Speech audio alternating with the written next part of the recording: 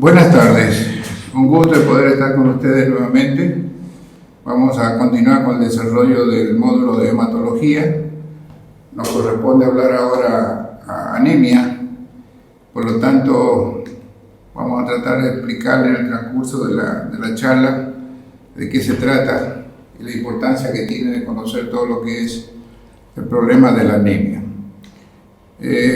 Quiero darle alguna información de tipo general. Vamos a hablar de generalidades de anemia y posteriormente vamos a hablar de lo que son los distintos tipos de anemia en forma particular. Pero les pongo esta diapositiva para que desde el punto de vista de la fisiología se recuerden de dónde viene todo esto, cuál es la estructura, cuáles son las estructuras que intervienen, la serie de blastos que todos dependen de una célula madre, donde de ahí se derivan la serie de eritrocitos, de glóbulos blancos, de plaquetas, etc.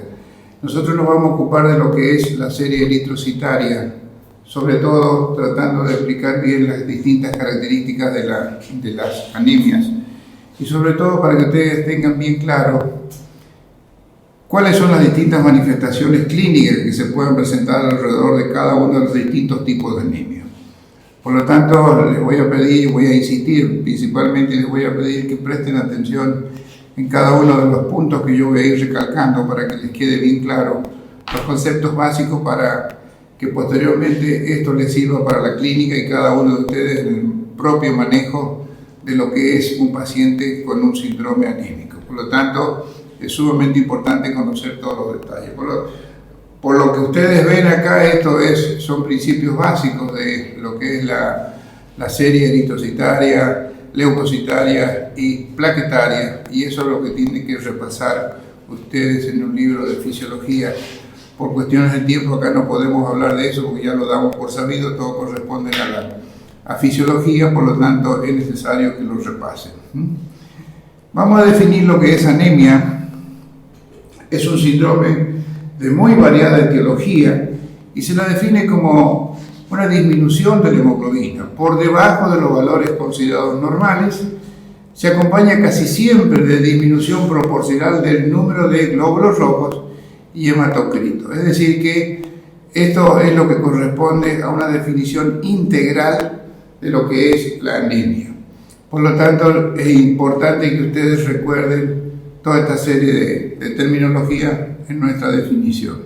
La anemia no es considerada una enfermedad, sino que es una indicación de un proceso patológico que está en marcha o una alteración en la función corporal del paciente. Por lo tanto, la anemia o el cuadro anémico o los signos y los síntomas que el paciente tiene forman parte de una manifestación de algo patológico que se está generando o que ya está generado y que está instalado en el cuerpo de nuestro paciente y que realmente nosotros nos tiene que llamar la atención la presentación, la evolución, el tiempo del proceso, etcétera, etcétera. Y a partir de ahí, viéndolo al paciente, nosotros tenemos que empezar nuestra sospecha clínica de que se trata de un paciente con un síndrome anémico que debe ser estudiado. Los efectos de la anemia pueden agruparse en tres tipos de presentaciones. La primera manifestación de insuficiencia en el transporte de oxígeno y los mecanismos compensatorios que se ponen en marcha a partir de ese momento. Es decir, que esa falta de oxígeno va a generar una serie de signos y síntomas que el paciente hasta ese momento no entiende, no sabe bien lo que le pasa. Esos son uno de los motivos fundamentales por los cuales ocurre la consulta. Y que se están poniendo en marcha en su organismo una serie de mecanismos compensatorios. En segundo lugar, va a haber una reducción de los valores de eritrocitos y las concentraciones de hemoglobina, que como consecuencia de todo este proceso también van a seguir manifestándose en el organismo de nuestro paciente. También hay signos y síntomas que están relacionados con el proceso patológico causante fundamentalmente de la anemia y que a su vez van a depender de la rapidez de su desarrollo, es decir, cómo se generó todo este proceso que lo llevó a esas manifestaciones tan importantes y que le son muy molestosos para el paciente, la rapidez del desarrollo de la instalación de ese cuadro anémico. Hay que tener en cuenta también la edad de nuestro paciente. La edad del paciente es fundamental porque a partir de ahí va a tener mayor o menor repercusión teniendo en cuenta las características morfológicas de nuestro paciente. Y el estado de salud del paciente con presencia de comorbilidades, es decir, no es lo mismo tener un paciente que solamente presente un cuadro anémico sin ningún otro tipo de patología de base, a tener un paciente, por ejemplo, diabético, cardiópata o cualquier otro tipo de patología que de pronto empieza a sentirse mal con un aspecto general muy deteriorado. Esas son aquellos pacientes que tienen esas comorbilidades que le va a significar una complicación más dentro del proceso evolutivo de la anemia. En la anemia, la capacidad de transporte de oxígeno de la hemoglobina se reduce, lo que ocasiona hipoxia tisular. Y la hipoxia tisular va a ocasionar una serie de signos y síntomas que es lo que lo hace consultar, que es lo que lo hace llevar a la consulta al paciente. En primer lugar, va a tener fatiga, una fatiga muy molesta que se presenta en el momento que en la mañana se levanta y empieza a querer hacer las cosas, ya está cansado, es decir, se levanta cansado. Debilidad general, pérdida de fuerza, y hay algo que va apareciendo, es decir, fatiga, debilidad y disnea, falta de aire, una sensación de sed de oxígeno que también llama la atención. Y puede ir acompañado de un cuadro anginoso, es decir, que el paciente puede tener un dolor de pecho, una opresión precordial, que es lo que también le llama la atención, y que puede ser que dure unos pocos minutos, puede durar un poco más, un poco menos, pero aparece el dolor, la opresión, la molestia y se tranquiliza, calma, pasa, pero después vuelve otra vez ese dolor tipo anginoso, propio de un trastorno causado por la hipoxia tisular. Es decir, que son cosas que nosotros tenemos que saber y tenemos que estar atentos a lo que el paciente nos dice y tenemos que estar concentrados a cada una de las manifestaciones clínicas que el paciente manifiesta, porque precisamente nosotros con la fatiga ya tenemos que prestar atención de qué se trata. Y luego vienen las otras manifestaciones clínicas que o bien las dice el paciente o nosotros tenemos que inducirlo al paciente para que lo diga. De manera que en pocos minutos ya nos podemos estar dando cuenta cuál es la manifestación clínica por la cual el paciente concurre a la consulta. Puede tener dolor de cabeza y ese dolor de cabeza puede ser de inicio reciente o lleva varios días o amanece bien y en el transcurso del día se agudiza el dolor de cabeza. Es decir, que como ustedes verán, son manifestaciones clínicas que se van dando en forma evolutiva, una tras de otra. Puede haber visión borrosa, el paciente tiene una imagen en su vista que no es clara, pretende ver bien las cosas y no hay caso, está con una visión borrosa. Puede presentar palidez de mucosas, conjuntivas y lechos ungueales. Es decir, que el paciente puede estar con un aspecto distinto al habitual, puede tener una coloración de piel que no es la que le corresponde, y si uno lo examina y lo ve la mucosa y ve las conjuntivas y se va a dar las uñas, se va a dar cuenta de la diferencia que hay entre lo que es un aspecto normal a lo que el paciente presenta en ese momento. Es decir, que son todas manifestaciones que nosotros como médicos tenemos que estar atentos e interpretar y sacar nuestras propias conclusiones dentro del tiempo prudencial que corresponde. Puede tener también taquicardia y puede tener palpitaciones, que es muy molestoso para el paciente, porque el paciente con un síndrome anémico está tranquilo y de pronto su corazón empieza a acelerar su frecuencia, que le molesta y le provoca trastornos en la conversación, le produce trastornos respiratorios, etcétera, etcétera. Es decir, que de pronto el corazón, de por sí solo, en un síndrome anémico, hace cuadros de taquicardia y palpitaciones muy molestas para el paciente. Detrás de todo eso, si uno lo revisa y cuando escucha estas cosas y ve lo que tiene el paciente, vamos a revisarlo y nos encontramos que hay un soplo cardíaco muy importante, que también forma parte del cuadro anémico. Y si la cosa lleva mucho tiempo, ya evolutiva, y no ha consultado y no se lo trató en ningún momento, obviamente ya estaríamos con un compromiso en el miocardio, en el músculo cardíaco, sobre todo a nivel del ventrículo izquierdo, y puede llegar hasta inclusive una hipertrofia ventricular izquierda. Es decir, como ustedes ven, repasando todo esto, un cuadro o mejor dicho, un paciente que vino con un cuadro de fatiga, lo cual aparece la debilidad, la disnea, la angina, cefalea, visión borrosa, palidez de la piel, mucosa, conjuntiva y lechos unguiales, todos alterados, taquicardia, palpitaciones, soplo cardíaco, y finalmente hay un trastorno cardíaco de larga evolución, porque precisamente se trata de un paciente ya con una patología hematológica importante, ya ha tenido su repercusión ventricular izquierda, y si nosotros lo estudiamos vamos a encontrar desde el punto de vista de un ecocardiograma, nos vamos a encontrar con que tiene una hipertrofia ventricular izquierda. Eso sí ya se da en los casos de anemia grave, que nosotros tenemos que estudiarla a fondo de estos pacientes. Como se darán cuenta, son pacientes que van a venir ya con una patología clínica muy florida, y que nosotros tenemos la obligación de aclararle muy bien al paciente de qué se trata. Las anemias hemolíticas presentan ictericia secundaria debido al incremento de la bilirrubina. En la anemia aplásica se presenta con petequias, se presenta con púrpuras, pequeñas hemorragias de la piel, y esto es causado por una disminución de la función plaquetaria.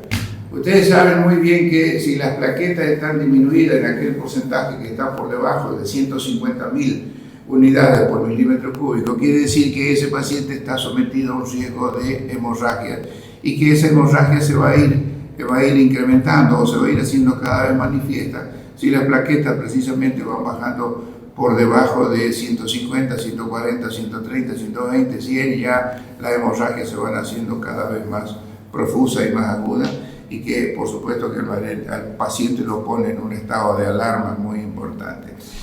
Como se darán cuenta, en estos casos, cuando se trata de una anemia hemolítica, hay que pensar en eso, porque tiene una velocidad de presentación, una velocidad de manifestación clínica que al paciente mismo le llama la atención, que de pronto estaba bien y empieza con trastornos clínicos muy, muy llamativos para él, y que inclusive son de mucha alarma para cualquiera. Las pruebas de laboratorio son útiles para determinar la gravedad de la anemia, y sobre todo estudiar el origen de la misma y ver qué tratamiento o qué le podemos hacer para cohibir o frenar estos procesos. ¿Cuáles son los valores límites de la hemoglobina según la Organización Mundial de la Salud? Vamos a dejar estos valores bien claros para que ustedes los recuerden, porque les va a servir para muchas cosas. La mujer embarazada, la hemoglobina estaría entre 110 gramos por litro, o lo que equivale también a 11 gramos por decilitro. La mujer no embarazada estaría alrededor de 120 gramos por litro, 12 gramos por decilitro. En el varón estaría alrededor de 130 gramos por litro. Estos valores no son sino medidas de concentración, y ello implica que el volumen plasmático sea normal. Por lo tanto, hay que tenerlos bien en cuenta para el manejo diario, tanto a nivel consultorio como a nivel hospitalario. ¿Cuáles serían las posibles causas de error de interpretación de la anemia? Puede haber una hemoconcentración que va a enmascarar la anemia, por ejemplo, lo que sucede en los pacientes con una deshidratación moderada importante. Eso hay que tenerlo muy en cuenta, porque si hay un paciente, tanto criatura, un niño o un adulto, que presenta un grado de deshidratación importante, eso va a llevar a presentar variación en la hemoconcentración, y nos va a llevar a un error en cuanto a la interpretación del hemograma. Puede haber una hemodilución que también va a dar una falsa anemia, como sucede en el embarazo, en la citis, etc. Veamos la clasificación de las anemias según la morfología, según la fisiopatología y según la etiología. Esto es importante tenerlo en cuenta, porque desde el punto de vista morfológico vamos a tener distintas presentaciones de anemias, que va a estar muy relacionado con la forma, el tamaño de los glóbulos rojos. Por lo tanto, hay que tenerlo en cuenta. Y desde el punto de vista fisiopatológico, de la misma forma, y finalmente la etiología. Desde el punto de vista morfológico, vamos a tener en cuenta el índice hematimétrico, que se refiere al volumen corpuscular medio, y vamos a encontrar digamos, una anemia de tipo macrocítica, que son aquellas que tienen un volumen corpuscular medio superior a 100. Las anemias megaloblásticas, por ejemplo, las hepatopatías, las que se presentan en la hepatopatía, los pacientes que tienen o sufren alcoholismo, un síndrome mielodisplásico y la reticulocitosis, como así también el hipotiroidismo. Es decir, que vamos a tener un tipo de anemia donde las manifestaciones morfológicas son muy importantes, sobre todo cuando tenemos patologías de base de este tipo: el hipotiroidismo, reticulocitosis, síndrome mielodisplásico, alcoholismo, hepatopatías y anemia megaloblástica. Es decir, que hay que tener en cuenta que vamos a tener una anemia de tipo macrocítica teniendo en cuenta el volumen corpuscular medio. También vamos a tener anemia de tipo normocítica, que serían aquellas que tienen un volumen corpuscular medio de entre 80 y 100. Por ejemplo, las anemias inflamatorias, las anemias hemolíticas, aplasia medular, invasión medular, etc. Es decir, que este tipo de anemia también hay que tenerlo en cuenta, porque va a estar relacionada precisamente con una reacción de tipo inflamatoria. Puede haber una anemia hemolítica que está dando, donde el paciente estaba bien y de pronto empieza una destrucción de glóbulos rojos que lo lleva a la anemia, pero no hay ningún tipo de manifestación en cuanto al volumen corpuscular medio, sigue manteniendo su estructura, o bien en general hay una aplasia medular que lo va a llevar a esa manifestación anémica, o hay una invasión medular que se va a manifestar de la misma manera. Las microcíticas son aquellas que tienen un volumen corpuscular medio inferior a 80. La anemia ferropénica, por ejemplo, las talasemias, que son patologías anémicas hereditarias. La anemia sideroblástica, intoxicación por plomo, enfermedades crónicas. Como se darán cuenta, tanto la macrocítica, la normocítica y la microcítica tienen sus distintas, digamos, etiopatogenias que hay que tenerlas muy en cuenta. En el caso de la microcítica, la anemia ferropénica, que está considerada dentro de una de las más importantes que puedan o con más frecuencia se van a presentar, la talasemia, que tiene un trasfondo hereditario, la anemia sideroblástica, la intoxicación por plomo y la enfermedad crónica. Es decir, que hay que conocer cada una de ellas para poder tratar después de solucionar el problema de fondo, la base, el origen de cada uno de estos tipos de anemia.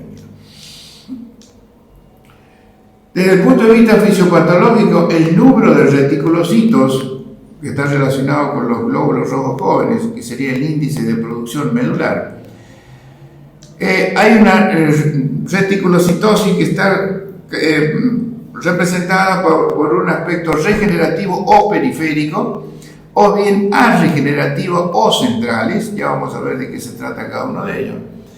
Las arregenerativas o centrales presentan un número normal o disminuido de reticulocitos.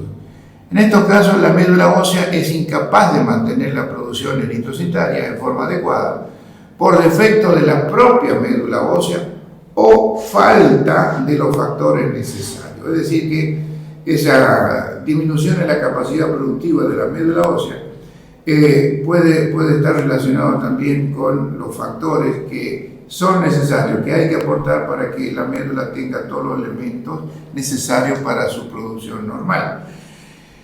O bien puede haber regenerativas o periféricas, el número aumentado de reticulocitos. En estos casos, la médula ósea conserva o tiene aumentada su producción por destrucción, por hemólisis o pérdida hemorrágica. En estos casos, la médula ósea está trabajando bien y hay una muy buena respuesta. Para reafirmar estos conceptos, les pongo este diapositivo que habla de lo que son las regenerativas o periféricas, que se ponen en marcha como en las poshemorragias, en los cuadros de hemólisis, en los cuadros tóxicos, infecciosos, inmunológicos y en el hiperesplenismo. En las arregenerativas o centrales puede haber una insuficiencia de la médula o insuficiencia global, puede haber una invasión de la médula por leucemia, neoplasia, etc. O bien puede haber un déficit de factores eritropoyéticos, sobre todo la vitamina B2, el ácido fólico, etc. Es decir, estas serían las dos clasificaciones importantes que tenemos que tener en cuenta desde el punto de vista regenerativo o periférica, o arregenerativo o centrales. La etiología puede ser carencial en todos los aspectos, generalmente por mala nutrición. Puede tratarse de una ferropénica, una post-hemorrágica, hemolítica, insuficiencia medular y por una parasitosis. Esto último es muy común y hay que tenerlo muy en cuenta por la frecuencia con que se pueden presentar, sobre todo aquellos pacientes que tienen un bajo nivel cultural y escasez de recursos y que están muy propensos a la parasitosis que nos pueden llevar a este tipo de anemia. Enfermedades crónicas como la diabetes, por ejemplo, que se puede presentar con mucha frecuencia. Es decir, que desde el punto de vista de la etiología nosotros tenemos que tener en cuenta sobre todo las carenciales y que con frecuencia vamos a tener pacientes con una anemia característica ferropénica. Puede tratarse de una hemorragia o presentarse poshemorragia severa, o bien cuadro de hemólisis, una insuficiencia medular o parasitosis, que son de mucha frecuencia en la consulta diaria, o bien que puede estar acompañando a una enfermedad crónica que con frecuencia se da. Veamos lo que es el síndrome anémico, que desde el punto de vista de la clínica lo tiene que tener muy en cuenta, porque es lo que el paciente va a presentar, es lo que el paciente va a tener, y el médico tiene que estar capacitado, tiene que estar preparado para interpretar cada una de las manifestaciones que trae ese paciente y que nosotros lo vamos a catalogar como un síndrome anémico. La hipoxia tisular es la responsable, por un lado, de la astenia, palidez de piel y mucosas, isquemia miocárdica, falta de concentración, palpitaciones, angor y disnea, cefalea, vértigos, acúfenos, mareo, insomnio y taquicardia. Es decir que, fíjese la serie de signos y síntomas que el paciente tiene, que cuando ya viene a la consulta y le vemos su aspecto, su estado general, su adinamia, un poco paciente con astenia franca, palidez, puede haber también dolores de pecho, que eso estaría indicando que hay una isquemia miocárdica, falta de concentración, es decir, que sus facultades intelectuales están un poco ya, no deterioradas, pero sí no funcionando muy bien, no hay una respuesta rápida al interrogatorio, la comunicación con el médico no es muy fluida, pueden haber palpitaciones, puede haber dolor de pecho y también dolor y disnea, las dos cosas juntas, puede haber dolor de cabeza con mareo, acúfeno, mareo, es decir, una serie de síntomas que inclusive le va a impedir que duerma. Son pacientes que sufren de insomnio precisamente por todas estas manifestaciones que tiene, que no lo deja conciliar el sueño. Entonces, aparte de todo esto, la taquicardia, que es muy incómoda para el paciente y muchas veces pasa mucho tiempo hasta que ya, porque se juntaron tantas cosas y esos pacientes de alguna manera concurren a la consulta voluntariamente o es traído por algún familiar. ¿Qué hacemos con un paciente que tiene anemia? Cuando concurre a la consulta, uno lo revisa y lo ve inmediatamente, su estado general le tiene que llamar la atención al médico sí o sí. En el interrogatorio hay que preguntar sobre su inicio, si tiene un comienzo agudo o crónico, indicios de procesos realizados de base, antecedentes de familiares de anemia, exposición a fármacos, etc. Es decir, que nosotros tenemos que interrogarle, hacerle una anamnesis, un interrogatorio dirigido precisamente al motivo principal de consulta y teniendo en cuenta lo que el mismo médico está observando, que está tratando con un paciente que ya son, digamos, muy evidentes las manifestaciones clínicas que tiene y que conforman el síndrome anémico. Por lo tanto, nuestro interrogatorio tiene que estar dirigido precisamente a todas las palabras que el paciente va pronunciando y tenemos que tomarlo como base y a partir de ahí continuar con nuestro interrogatorio, que está relacionado con todo lo que el paciente puede tener digamos, como de causante de ese síndrome anémico. En el examen físico, por supuesto que hay que observar todo lo que sería la parte circulatoria, la parte linfadenopatía, hay que determinar si los tiene o no los tiene, ver qué pasa con su hígado, si tiene un hepatomegalia o no, si hay un hígado agrandado y si hay agrandado, si hay doloroso, si es doloroso o si tiene nódulos, qué pasa con su vaso, si hay esplenomegalia, si hay un cuadro de ictericia, dolor en el cuerpo, dolor en los músculos, dolor óseo, dolor en las articulaciones. Y preguntarle si por ahí no haya habido alguna manifestación de orina con sangre o materia fecal con sangre. Eso es muy importante tener en cuenta, porque toda esta serie de manifestaciones es el médico el que la tiene que investigar, tiene que preguntar y tiene que interpretarlo y ubicarlo en lo que es el rompecabezas de un síndrome anémico. Entonces, el interrogatorio tiene que ser dirigido, estar relacionado directamente con los signos y los síntomas que el mismo paciente lo manifiesta y por el cual concurrió a la consulta, y por lo que el médico tiene que estar ya preparado para hacer un interrogatorio directo y no perder tiempo sobre el tiempo de evolución, cómo se manifestó, si se empezó hace poco, lleva ya muchos días o varias semanas o meses ya que cada vez se va sintiendo peor, y si hay algún otro proceso de base o alguna otra patología que el paciente puede tener y que se agregó el cuadro anémico en el transcurso del tiempo. Ver qué pasa con los familiares, si hay alguna relación familiar directa o no directa, pero familiares al fin, padre, madre, hermanos, abuelos, etc.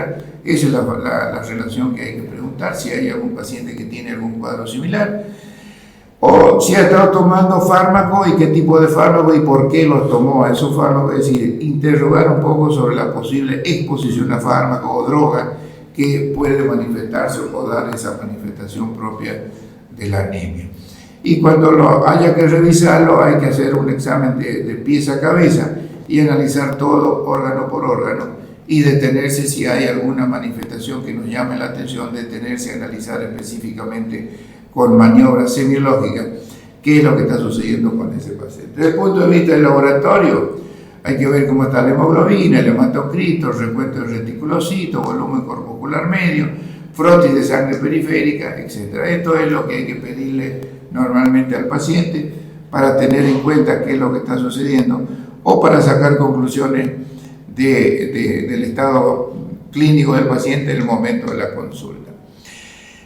El hematocrito estima la masa eritrocitaria, el recuento del reticulocito va a reflejar la velocidad de producción de glóbulos rojos, el volumen corpuscular medio va a servir para ver si se trata de una patología anémica micro, normo o macrocítica, ver si se puede determinar en el frotis de sangre periférica la morfología de los eritrocitos, es decir, que son todas manifestaciones que corresponden a una prescripción, a un pedido del médico para completar nuestro estudio, que ya viene con una sospecha clínica muy manifiesta y el laboratorio nos va a ayudar a aclarar este panorama.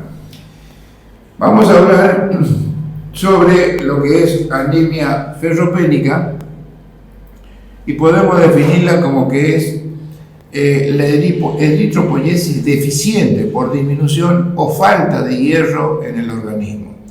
Es el concepto que debemos tener de lo que es una anemia ferropénica, que puede ser microcítica e hipocrómica, y es el tipo más común de anemia. Entre las causas podemos destacar la pérdida crónica, como pequeñas cantidades de sangre por problemas digestivos, con frecuencia en el primer mundo.